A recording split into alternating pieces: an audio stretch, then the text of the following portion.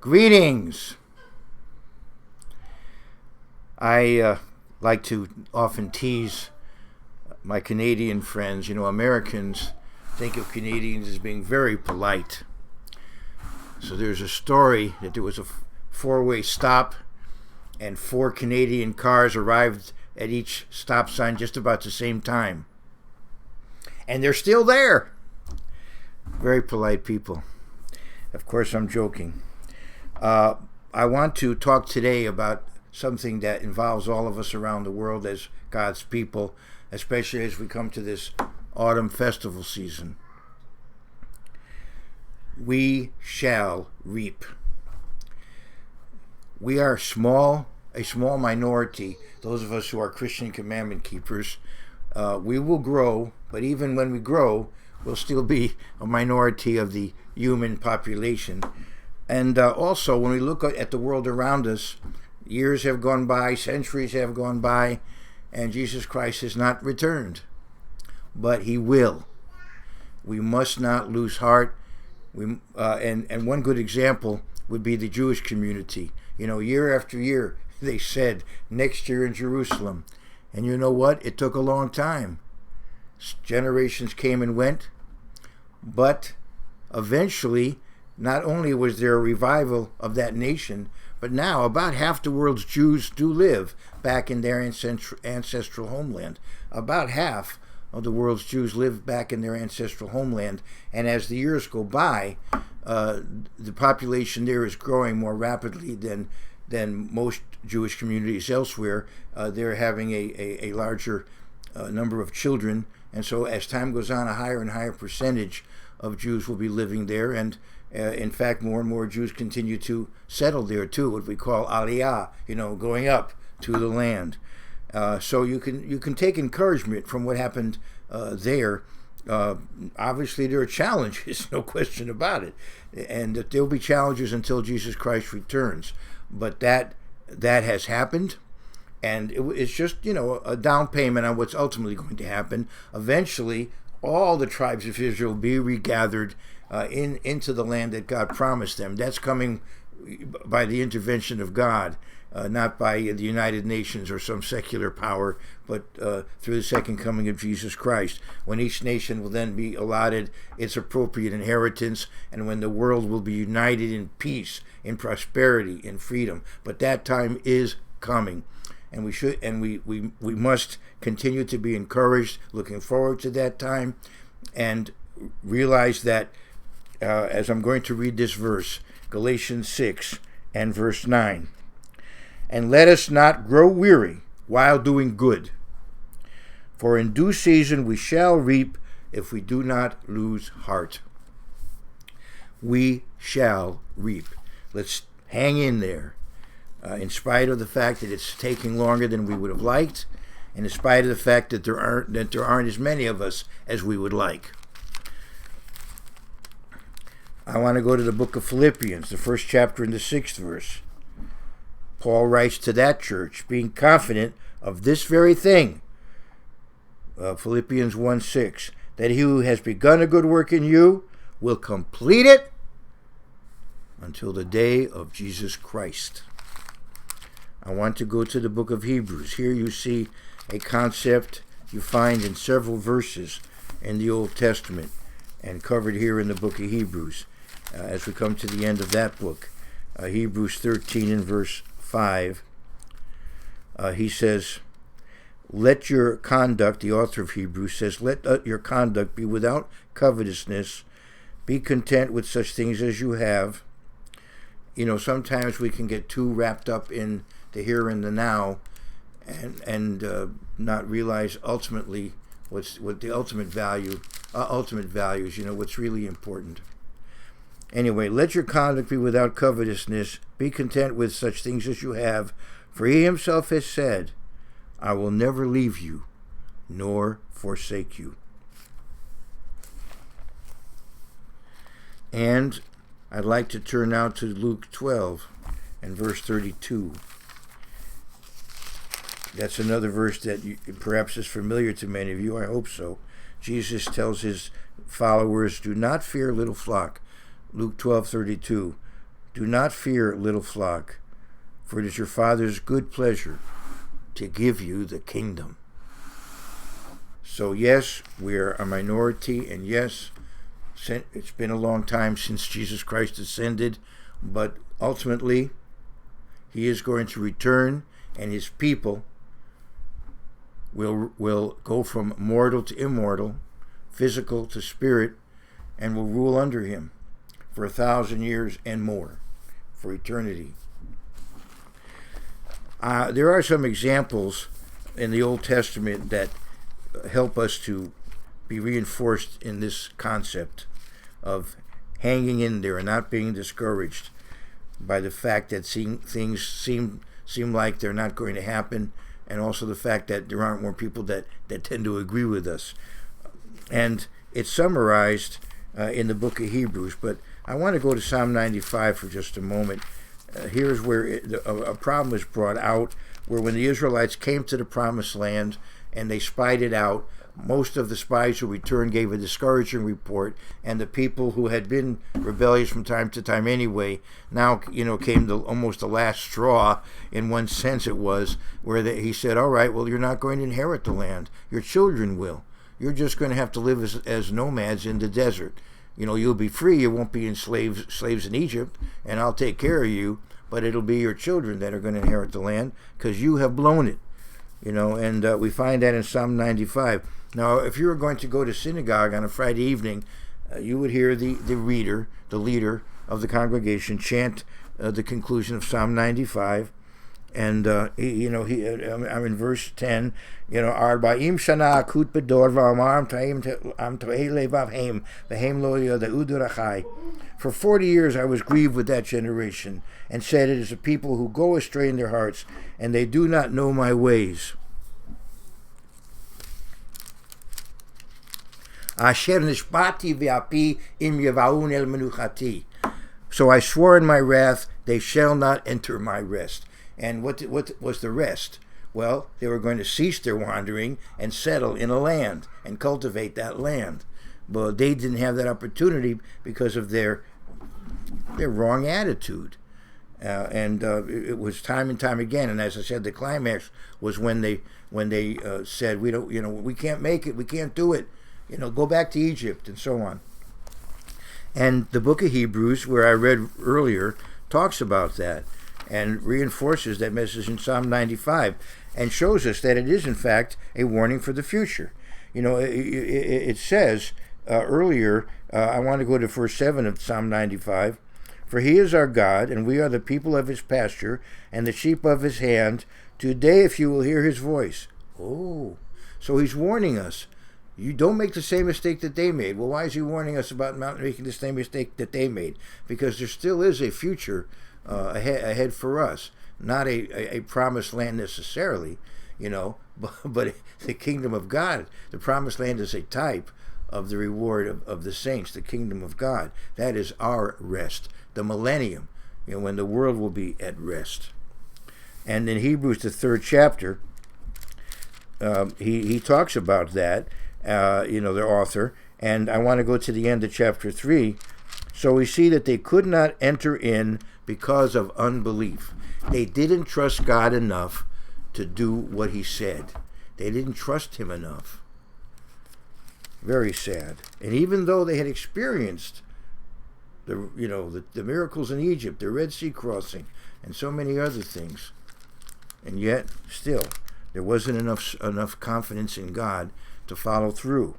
So he continues on reading, or I continue on reading in the 4th chapter of Hebrews, and I want to go to the 7th verse, and again going back to that Psalm 95.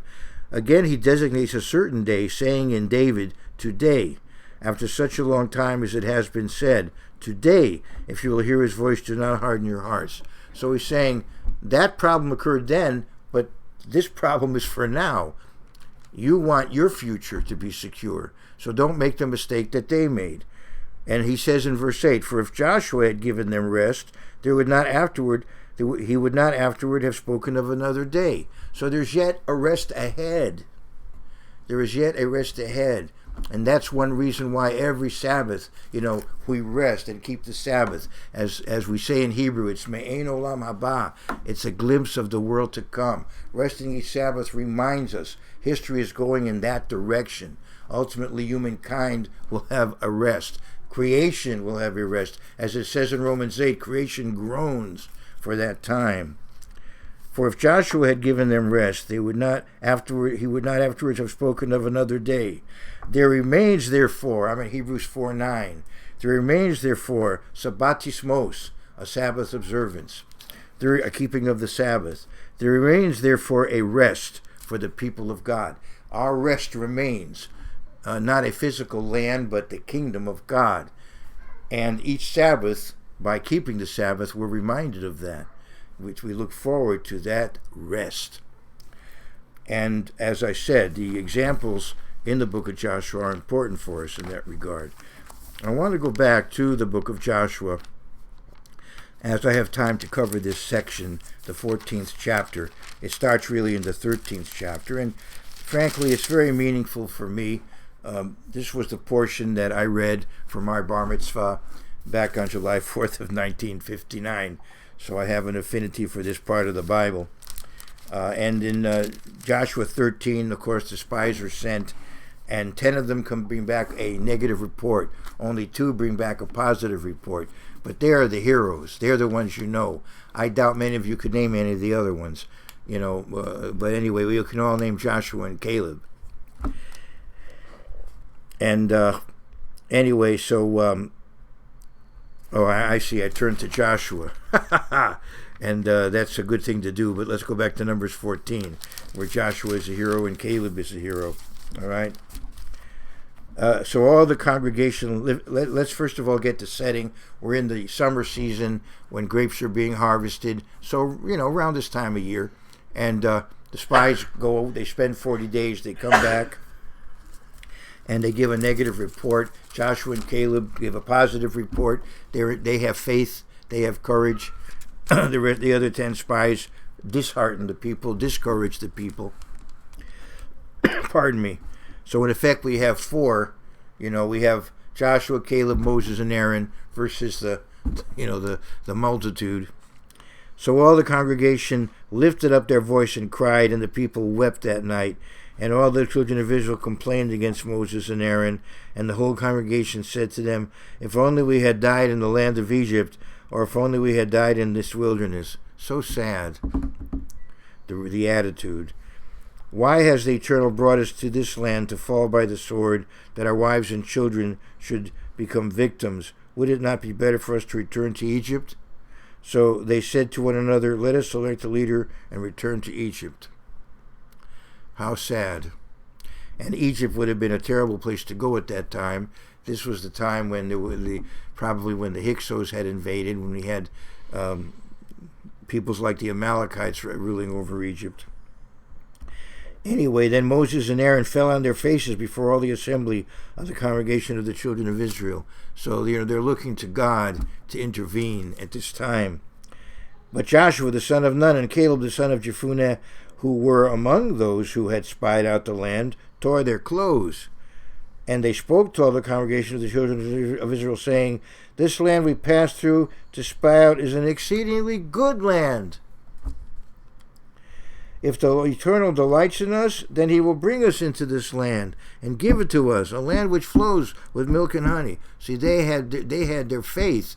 They had their memory of all that God had done for them up to that point. "Only do not rebel against the Eternal, nor fear the people of the land, for they are our bread, and their protection is departed from them, and the Eternal is with us. Do not fear them." Now, I had the opportunity also on my Bar Mitzvah day to read the Haftarah, the prophetic reading, which came from Joshua 2, and there he sends out 2 spies, and they come back with a very positive report, and success then is achieved. But that's the next generation that does that, under Joshua and Caleb. They're there, but these people are complaining or not. Anyway, and all the congregation said to stone them with stones. Could you imagine? They don't like the message, so they want to kill the messengers. And all the congregation said to stone them with stones. So at this climactic time, this very vile attitude, this vile rebellion, God does intervene. Now the glory of the Eternal appeared in the tabernacle of meeting before all the children of Israel. So let's get the picture here. We had 4 against the multitude, but those 4 plus God is the majority. Right, in this case, right makes might, because we have the all-powerful, the omniscient, omnipotent, omnipresent, omnibeneficent, eternal God whom we're following. Then the Eternal said to Moses, how long will these people reject me, and how long will they not believe me with all the signs which I have performed among them? They were worthy at this time to simply be wiped out, and a new nation, risen up from those who would remain. But Moses, as a type of Christ, prayed for his people, as Jesus Christ is our intercessor today. He's our high priest. By his blood, we are spared. So Moses, as a type of Christ, prays for the people of Israel. And I want to jump now to verse 20, a very popular verse for the Jews when the high holy days come along. When the Festival of Trumpets and the Day of Atonement come along. If you go to synagogue, you'll hear this verse. Verse 20 of Numbers 14. Then the Eternal said, I have pardoned according to your word, right? Salachti kidvarecha. I have pardoned according to your word. But the people, yes, they're going to survive, but they're not going to inherit the land. This is going too far, But truly, as I live, all the earth shall be filled with the glory of the Eternal. Because all these men who have seen my glory, and the signs which I did in Egypt, and in the wilderness, and have put me to the test now these 10 times, and have not hardened my voice. Pardon me? I've not heeded, I'm sorry. Let me go back. Because all these men, thanks to Linda, because all these men who have seen my glory, and the signs which I did in Egypt, and in the wilderness, and have put me to the test now these 10 times, and have not heeded my voice. They haven't listened to me. They haven't paid attention, or they haven't responded. They may have heard it, but they didn't respond properly. Now, I was going to mention a very good commentary on the Old Testament was written quite some time ago, when German scholarship was at its peak. And Germans were very, the German culture is such that there's a great thoroughness and great diligence in that culture. And there was a commentary called by Keil and Delitzsch.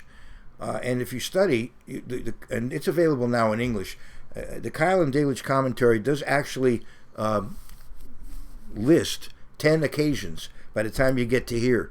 That 10 occasions actually in the Bible between the time of the Red Sea crossing and this rebellion here. They actually list 10 times. So it literally did happen.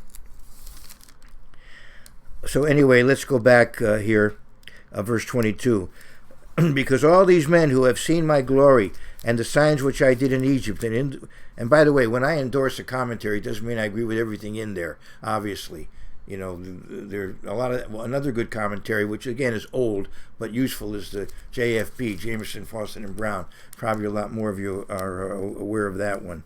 And there's, by the way, if you wanted a Jewish commentary on the first 5 books of the Bible, the chief rabbi of the British Commonwealth decades ago, Rabbi Hertz, like in Hertz Rent-A-Car, the Hertz commentary, it's still being used, I believe, in synagogues even to this day, the Hertz commentary. It's a very good commentary. And by the way, that commentary takes a great deal of time to try to refute prophecies about Christ. So you'll get the Jewish spin on these prophecies that we understand as prophecies of Christ. You'll see what the rabbinic spin is on them. That's on the Hertz commentary. Anyway, to get back to the Bible itself, because in verse 22, because all these men who have seen my glory and the signs which I did in Egypt and in the wilderness, and have put me to the test now these 10 times, and have not heeded my voice, they certainly shall not see the land which I swore to their fathers, nor shall any of those who rejected me see it.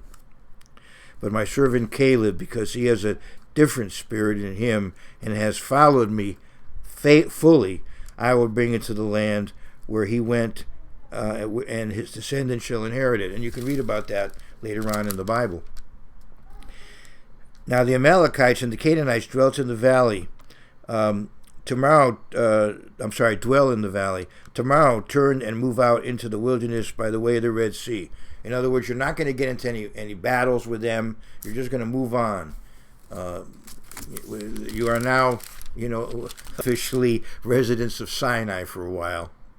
40 years are going to be completed before you enter the land. And the Eternal spoke to Moses and Aaron, saying, how long shall I bear with this evil congregation who complain against me? I've heard the complaints which the children of Israel make against me. Say to them, as I live, says the Eternal, just as you have spoken in my hearing, so I will do to you. The carcasses of you who have complained against me shall fall in this wilderness, all of you who were numbered according to your entire number from 20 years old and above, which was done earlier in the book. So, there's a book has censuses in it, so it's called the Book of Numbers in Greek and in English. In the Hebrew, we normally refer to it as Sefer Bamidbar, Sefer Bamidbar, in the wilderness. That's how normally we refer to it in Hebrew. At verse 30, except for Caleb, the son of Jephunneh, and Joshua, the son of Nun, you shall by no means enter the land which I swore I would make you dwell in. But your little ones, whom you said would be victims, I will bring in, and they shall know the land which you have despised.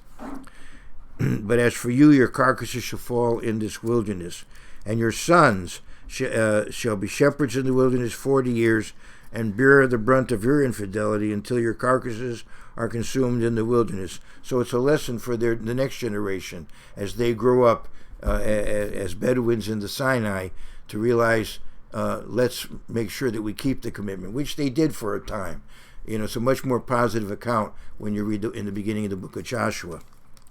And here we have a principle of Bible prophecy to keep in mind, which you also find in Ezekiel, the 4th chapter, the 6th verse, Numbers 14:34. 40 is God's number of trial in the Bible. They were spying out the land 40 days, so now they have 40 years in the wilderness.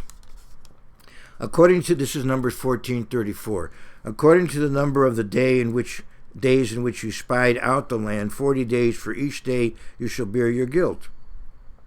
1 year, namely 40 years, and you shall know my rejection. I, the Eternal, have spoken this. I will surely do so to all this evil congregation who are gathered together against me. In this wilderness they shall be consumed, and there they shall die. And if you go through the 10 times, you can understand why finally this had to be the decision.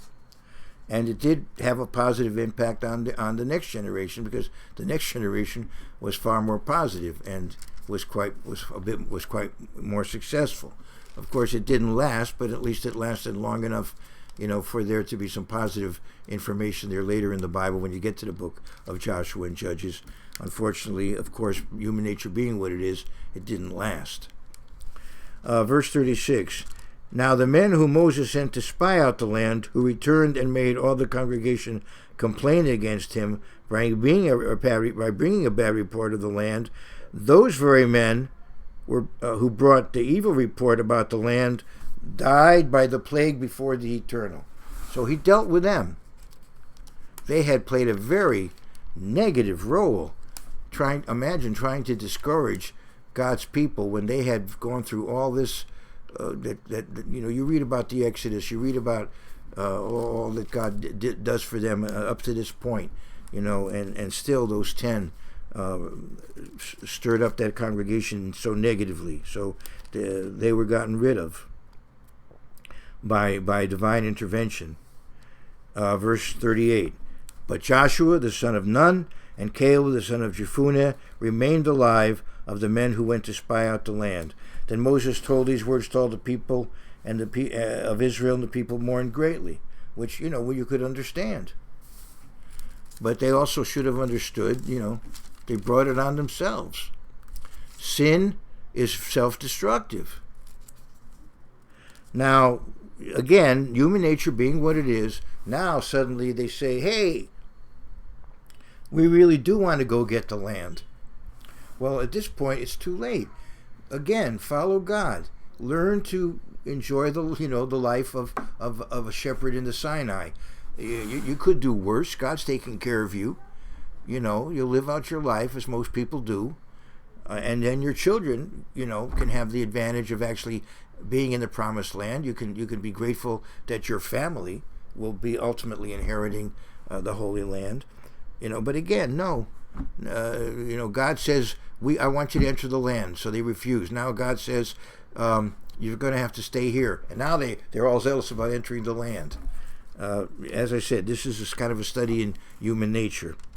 Or what we call human nature. There's more to it than that, as we know. There's a spirit influence that pushes people negatively. And that's a story for another day, or a subject for another day. Anyway, verse 40. And they rose early in the morning and went up to the top of the mountain, saying, here we are, and we will go up to the place which the Eternal has promised, for we have sinned. Well, it's good that they acknowledge that they sinned, but now the attitude would be, all right, we've sinned, and so now we'll accept your decision, or maybe come to him and plead for another decision instead of just taking the law into their own hands, as they did. If you keep reading, as I plan to keep reading. And Moses said, now why do you transgress the command of the Eternal? For you will not succeed. So he warned them, don't try to go out now. You blew it. Accept the decision. Do not go up, this is in verse 42, lest you be defeated by your enemies, for the Eternal is not among you. Verse 43, for the Amalekites and the Canaanites are there before you, and you shall fall by the sword, because you have turned away from the Eternal will not be with you. But they presumed to go up to the mountaintop. I guess they thought, well, God will change his mind when he sees how zealous we are. But but we have to, in other words, it is for us to come into conformity with God's will, not for him to come into conformity with what we want. We have to come into conformity with what he wants. As the famous story goes about Lincoln, is God on our side? It's more important, are we on God's side? Verse 44, but they presumed to go up to the mountaintop. Nevertheless, neither the ark of the covenant nor Moses departed from the camp. No, he would have no part of it. He warned them against it. Then the Amalekites and the Canaanites who dwell on that mountain came down and attacked them and drove them back as far as Hormah. So, and that was the end of that. Now they realized we are now permanently in this region, and we'll be wandering around in this region, and this is going to be our home.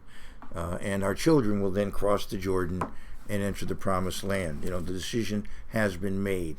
And it didn't have to be that way. So God warns his people, in the future, be like Joshua and Caleb, like Moses and Aaron. Don't worry about the fact that you're in a minority. You have God on you're on God's side, you're the winner. And don't worry about the fact that it seems you wonder, how could this ever happen? It will happen. The promises are here. If you believe in the first coming of Christ, you're going to believe in the second coming of Christ. It's in the book. And as I said, the Jews are an example. They are back in their ancestral homeland. It's not easy, but they are there.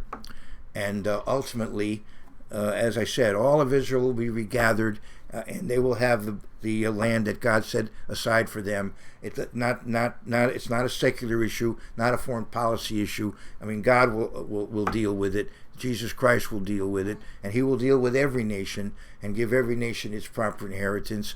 And then under him, the saints, resurrected saints, will be kings and priests and judges in that wonderful age yet ahead. And we want to be there. I want to be there. I want you to be there. And that's why I'm giving this message as we approach the autumn festival season. As we come to the book of Revelation and we see the conclusion of church history, we have this promise by Jesus Christ in Revelation 3 and verse 21. To him who overcomes, this is Revelation 3:21. To him who overcomes, I will grant to sit with me on my throne. Wow, this is Jesus Christ's promise as we come to the conclusion of the history of God's church. To him who overcomes, I will grant to sit with me on my throne, as I also overcame and sat down with my Father on his throne. We shall reap. All the best to you and yours.